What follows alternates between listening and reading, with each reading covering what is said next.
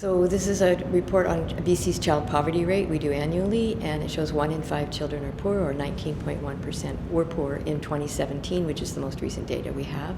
Underneath that 1 in 5 figure are a number of groups of children who are overrepresented or have much higher poverty rates. For instance, children living with single parents or lone parent families have over 50% poverty rate. So 1 in every 2 children in a lone parent family in this province is poor.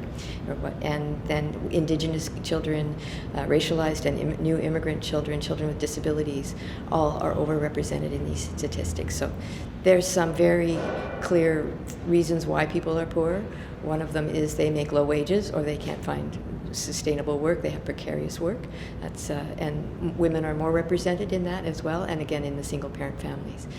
The other reason is if you're of the maybe 1/4 of poor children who are poor, live on families who are on income assistance, social assistance, and rates are very low, so they're in very deep poverty.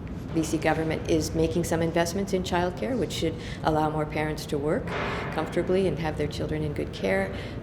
They've passed the BC Child Opportunity Benefit. They will be enhancing the child tax benefit in BC, having it go from the age of 6 all the way up to the age of 18 and doubling the amount. But that doesn't kick in until this fall. So we won't see those numbers moving the child poverty incidence until 2022 data.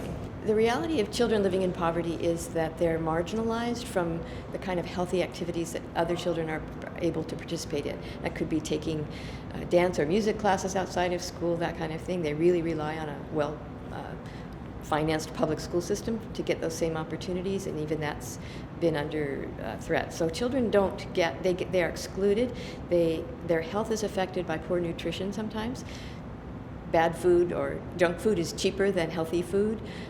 By their living conditions, it could be living in an apartment that has mold or moisture, that kind of thing. So, and the stress, we know from lots of research that the stress of living in poverty on parents is communicated to the children. They feel it, and it affects their lifelong health at the cellular level, so they will have higher rates of chronic illness across their lifespan, even if they end up getting out of poverty. So we need to pay attention to children's poverty now, because it matters for their health and well-being and their ability to contribute to society when they grow up.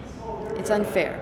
It's really unfair that in a society this wealthy, we have such a gap between the rich and the poor, and we have such depth of poverty in such a rich society.